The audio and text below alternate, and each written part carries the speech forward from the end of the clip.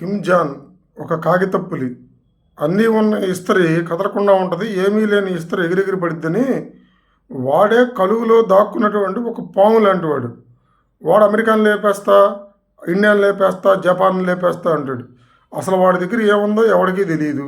ప్రపంచం ముందుకు వచ్చే ధైర్యం అంతకన్నా లేదు. అమెరికా లాంటి దేశం వెనుజులాను ఆక్రమిస్తే ప్రపంచం నోరు మూసి కూర్చుంది. ఎందుకు కూర్చుంది?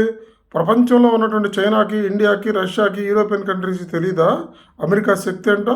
కొన్ని వాస్తవాలు మనం మాట్లాడుకుంటే అమెరికా మనకు శత్రువు కావచ్చు, మన వ్యతిరేకమైన దేశం కావచ్చు. దాని టెక్నాలజీ ముందు, దాని సైన్యం ముందు, దాని యొక్క వెపన్స్ ముందు ప్రపంచం నిలబడగలిగిద్ది అనుకుంటున్నారా? అది అసాధ్యం. అలాగని అమెరికా డైరెక్ట్గా యుద్ధం చేస్తుందా? చేయదు. తనకు కావాల్సిందానే ఎత్తుకుపోతుంది దొంగ. దాని మీద డైరెక్ట్గా పోరాడి గెలవడం అంటే ఆషామాషి విషయం కాదు. ఈ కిమ్ జాన్ లాంటి పాము, ఇది చైనా పెంచుకున్నటువంటి విషం.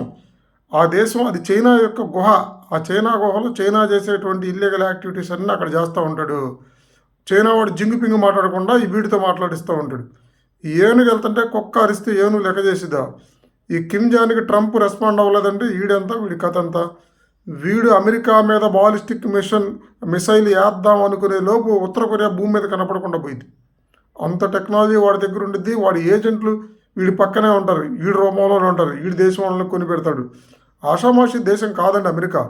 దాన్ని అర్థం చేసుకోండి. అది మంచిది కాదు, శత్రువే, కానీ దాని శక్తి అపారమైనది. ఈ కిమ్ జాన్ లాంటి కిమ్ జాన్ ఏం లేదు, జస్ట్ చైనా పెప్పటీడు. చైనా మన శత్రువు కదా?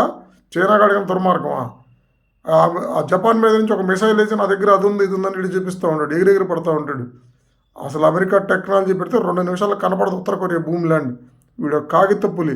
నిజంగా ధైర్యవంతుడైతే ప్రపంచం ముందు రమ్మనండి, ప్రజలకు స్వేచ్ఛ ఇవ్వమనండి, ప్రపంచాన్ని వీడి యాక్టివిటీస్ తెలియజేయమనండి, వీడు ఎలా మనిషో, వీడి గొప్పతనం ఏంటో ప్రపంచాన్ని చూపించమనండి. ఆ దొంగల చెరమాటనటం ఎందుకు? ఆ దేశంలో మీడియాని అన్నింటినీ పోగొడతాం ఎందుకు? ఆ ప్రజల్లో మానవ హక్కులు కూడా లేకుండా చేయటం ఏంటి? అమెరికాని లేపేస్తా పిచ్చి మాటలు మాట్లాడుతూ ఉంటాడు. ఏ విధంగా మన ఆతృతృప్తి కోసం చెప్పుకోవడం తప్ప అమెరికా తలుచుకుంటే 5 నిమిషాలు ల్యాండ్లో ఉండదు. వీడి మిసైల్ వేయాలన్నలో వీడు లేచిపోతాడు.